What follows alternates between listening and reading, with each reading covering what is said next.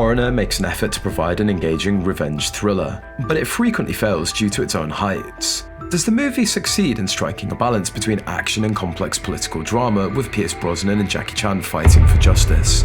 Regretfully, The Foreigner is a lengthy thriller about revenge that fails miserably on several levels. For starters, fans of Jackie Chan will be extremely disappointed. The movie's an adaptation of Stephen Leather's novel, but Chan, the legendary action star who's currently in his 50s and looking for jobs that fit his age, is hardly there. The fact that Chan's heavily featured in the film's marketing campaign and that his own production firm, Sparkle Roll Media, is prominently highlighted in the opening credits makes the absence all the more painful. Though it presents itself as a Chan vehicle, the movie offers something very different. Perhaps that's actually a blessing in secret. The recently deceased 61-year-old ex-military man Kwan is portrayed by Chan as a convincingly dull character. This is a long cry from the vibrant and lively roles that Chan's recognised for. The lack of adequate exploration of his character's emotional depth and motivations causes viewers to get disengaged from his journey. The movie finds it difficult to strike a balance between political intrigue and its revenge plot, which results in a disjointed story that's uninteresting.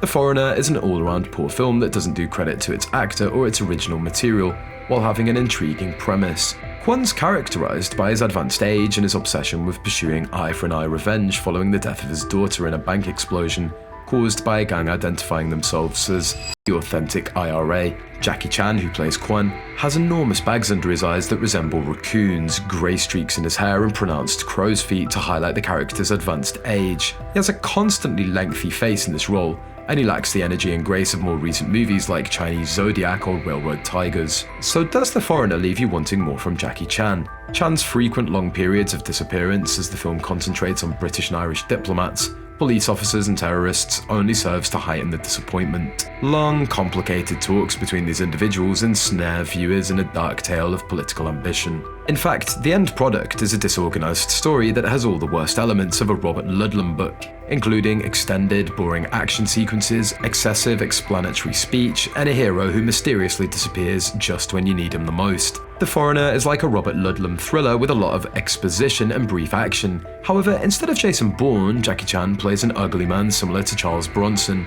The movie's promise is wasted by its inability to tell a compelling story or make good use of its star. A significant portion of The Foreigner centers on the secret activities of Pierce Brosnan's character, Irish Ambassador Liam Hennessy. Hennessy, a former member of the IRA, is now focused on preserving his lengthy history of diplomatic relations with the British. He puts his crew in a boardroom and in true Bourne manner demands continuous information about the authentic IRA, including names, dates, camera footage and more. He wants those people discovered right then. With Brosnan's hideous Irish accent and a forehead dotted with liver spots that appear to get larger in every extreme close-up, Hennessy's an anti-hero. He spends most of the movie drinking scotch, screaming at his guys and blaming them for always being a step behind Kwan and the authentic IRA. Given that Hennessy has ties to the IRA in the past, the latter has vowed a personal war on him. Let us consider the political overtones of The Foreigner. Jackie Chan's reactionary politics may have contributed to his hatred for terrorists who've become politicians, as he's previously voiced his opposition to anti-Chinese government demonstrators. Is this, however, the right problem to use for an action movie? Themes of justice are evident in many films this year, ranging from a disadvantaged Thor to a recently renewed Paul Kersey. But going after the Irish is like identifying the cankle of a gunshot victim as their #1 priority. However, is the twist in The Foreigner enough to keep you engaged? The Foreigner has a twist, of course, and it becomes painfully clear within the first few minutes. The movie's full of dull, uninspired booby traps and improvised bomb shenanigans in the spirit of John Rambo and Bronson, which result in the year's most unintentionally humorous post-explosion firefighting scene. One of the firefighters is so stupid that he keeps aiming his hose at a roof that isn't on fire. The picture's burdened by a lengthy and detailed storyline that fails to highlight Jackie Chan's abilities or utilize action director Martin Campbell's advantages. Known for bringing back the James Bond franchise with movies like Casino Royale and GoldenEye, Campbell feels out of place in this role. His love for campy revenge dramas like the surprisingly good 2010 version of Edge of Darkness perhaps helped him land the role. Regretfully, The Foreigner doesn't have the ridiculous testosterone-fueled violence that made Edge of Darkness interesting. This could be because Willem Monahan,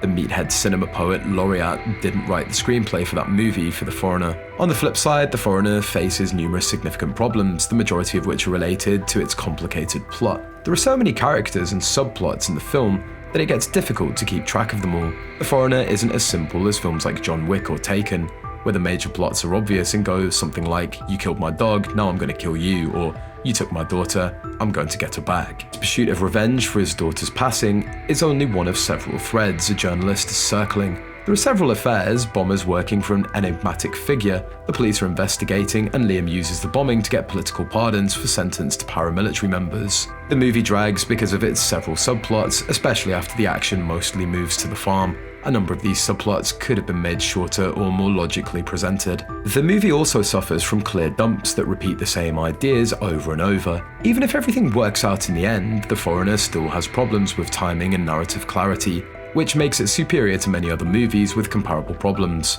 There are a number of issues with The Foreigner, but one very prominent one will reveal a significant plot point, so if you haven't seen the movie, you should skip this actually. At the very end, Kwon traces the bombs down to their London hideout and shows up at the same time as the Met Police, except for Maggie, played by Charlie Murphy. All of the terrorists are killed when Kwon, posing as a gas worker, kills them inside the apartment. When they're unaware, they're surrounded. The cops then storm the building, but Kwon manages to escape undetected. As they search for another device, there's a tense sequence that ends with the cops torturing Maggie to get information. She gives out the location of the bomb, and they murder her to tie up loose ends. There are various reasons why this sequence is startling.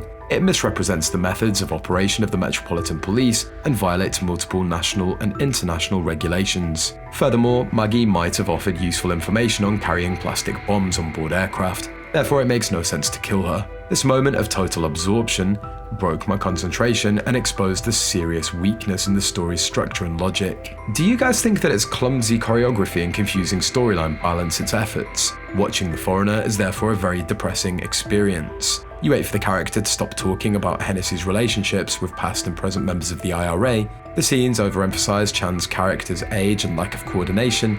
When he finally breaks into action, Chan trips over himself far too frequently in Kwon. Even though it's obvious that he still has some moves, his character is meant to be slow and elderly, therefore he takes 2 punches for every strike. Regretfully, Chan's strikes are unstyled and robotic when they do land. Although Campbell captures these scenes skillfully, the choreography is purposefully sloppy. Movies like The Foreigner should be quickly scratched off Chan's bucket list and never seen again, even though he may still be figuring out what he can and can't do in his senior years. This movie is a huge letdown for those who were expecting to witness a revival of Chan's reputed action skills. It's merely a reminder of his past glory and present limits. The Foreigner might not be the best choice for those looking for an enjoyable action film with compelling choreography and a strong narrative thread. So guys, how do you feel about the way law enforcement's portrayed in action movies? Is dramatic effect more essential than accuracy?